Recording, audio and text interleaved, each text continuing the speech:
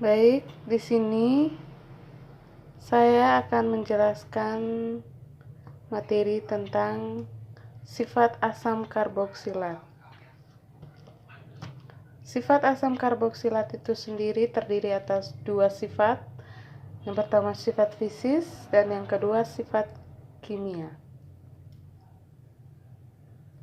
Saya akan menjelaskan yang pertama, yaitu sifat fisis dari asam karboksilat. Kesatu, asam karboksilat dapat membentuk ikatan hidrogen yang cukup kuat sehingga mempunyai titik didih dan titik leleh yang relatif tinggi dibandingkan dengan alkana yang mempunyai jumlah atom karbon yang sama. Yang kedua, asam karboksilat dengan jumlah atom karbon sedikit dengan bau tajam. Semakin banyak jumlah atom karbonnya, semakin sukar menguap. Yang ketiga, asam karboksilat bersifat polar sehingga mudah larut dalam air. Semakin banyak atom karbonnya, semakin sukar untuk larut dalam air. Yang keempat, di dalam air, dua molekul asam karboksilat dapat bergabung membentuk satu molekul atau bisa disebut dimer. Yang kelima, asam karboksilat memiliki bau yang menyengat. Asam karboksilat yang biasa kita temukan itu terdapat pada asam asetat, contohnya pada cuka, dan pada asam butanoat, contohnya pada mentega tengik. Selain sifat fisis, ada juga sifat kimia dari asam karboksilat. Yang pertama, larutan asam karboksilat merupakan asam yang paling kuat di antara golongan senyawa karbon yang lain. Nilai tetapan keseimbangan asam karboksilat berkisar 10⁻⁵.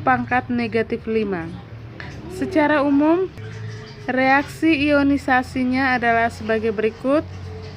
RCOOH akus setimbang balik menghasilkan RCOO- akus ditambah H+ akus. Yang kedua, reaksi asam karboksilat dengan basa atau logam reaktif akan membentuk garam yang mudah larut.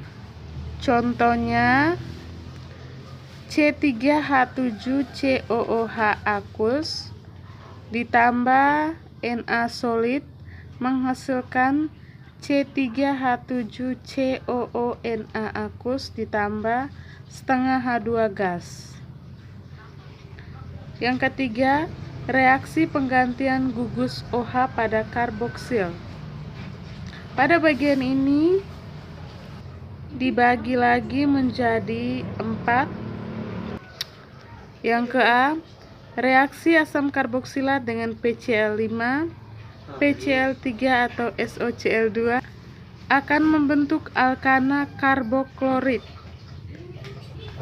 Yang ke-B, reaksi asam karboksilat dengan NH3 akan membentuk amida.